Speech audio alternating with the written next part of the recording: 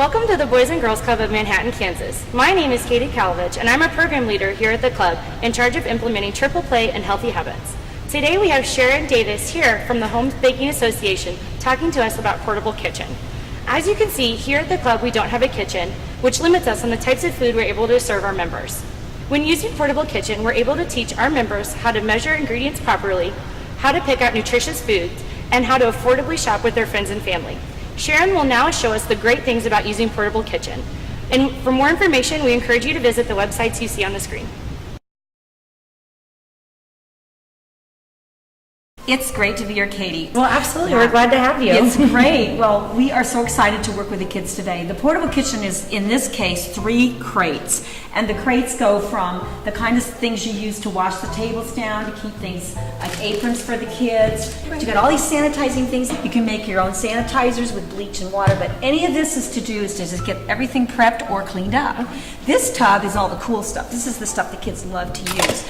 The tools like the liquid measuring cup, the spoons, the little scrapers, you've got to have. Okay, so now we're ready to get started. Sean, when you break up the kids into groups, what's the best way to do this? The best way to do that is by age, 6 to 8-year-olds, and then 9 to 12-year-olds, and then all obviously the teens. So those little 6 to 8-year-olds, they all can't read real well yet. So how many do you put with an adult? Usually we like to keep it between 3 and 4, and then you can have maybe up to 12 kids, but just in groups of 3 to 4 kids each.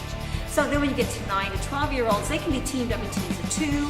They love that, right, Morgan? Yes. And they can work maybe 6 kids at a table with 1 adult and 2 teams. So then the teens, of course, they can read, they can organize themselves much better. It's a great challenge.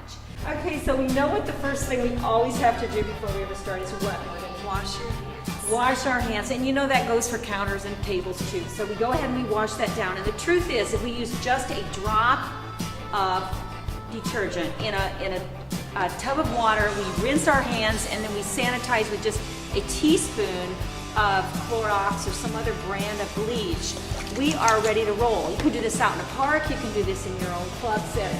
So you don't need fancy sinks, you just need the 3-tub system, right, Sean? Yeah. It'll work. So you can clean those surfaces, and then there's a couple other things to remember. After cleaning, you also have to remember that when you cook the temperature, and we've got a great website for you to go to that gives you guidance on keeping things hot and cooked thoroughly or cold. And for that, you're going to want some kind of coolers or ice to keep things chilled. There's a couple things to always also remember, and that is sometimes we have our kids, or usually do, have them wear a clean apron, because that keeps whatever's on their clothes out of the food. It's not so much keeping the clothes clean. The other thing is tools, like can openers, wash them regularly. Pot holders, all that kind of thing. That helps keep things clean and keep spreading germs at a minimum, right? Right. So let's go on from here, and let's just see what we can do with some other tools. So now we're ready to go through just a few of the tools we have. Now, any great cook does a thing called mise en place, which means they get everything together that they need. To do that, you might want a form, which is downloadable off the website, or read the recipe and just make a list. So once you do that, you want to make sure your tools and your skills match, right? Yep. So there's several things that you want to make sure kids know how to do. The tools, first of all, that they need to be things that are kid-friendly, sturdy handles, thick handles. And in this case, Sean, I'm going to have you show them how to measure dry ingredients. I use something that has a very visible fraction on it, so you can actually teach fractions. Sometimes color is good too for the little kids, because you can say you need the red cup.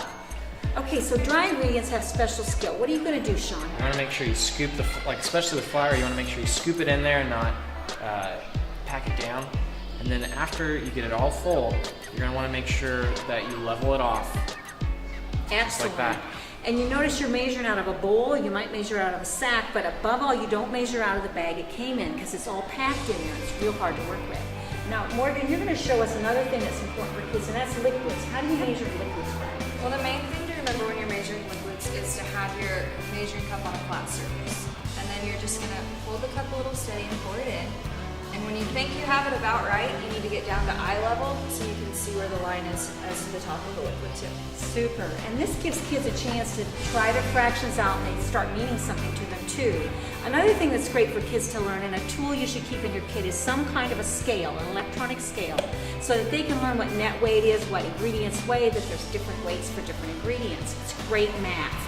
The other thing that's really important for kids is to remember these small tools. Some of the tips I'd offer is make sure they measure the dry things first, not the liquids. And we'll show some more of that when we do the granola recipe and the pancake recipe. We're here with the actual cooking utensils along with the portable kitchen. One of the things you want to make sure you have along with your portable kitchen set is an extension cord, because the cords on the griddles are never long, or just quite long enough.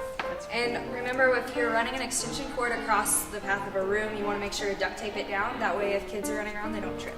Along with that, you want to make sure that your griddles are plugged into 2 separate outlets, especially with 2 separate circuits, because it's very easy to pop circuit breakers when you are using 2 griddles or 3 griddles at once. That's right. So a griddle, a skillet, are great things to bake on, but man, you've got to be sure you watch the circuitry.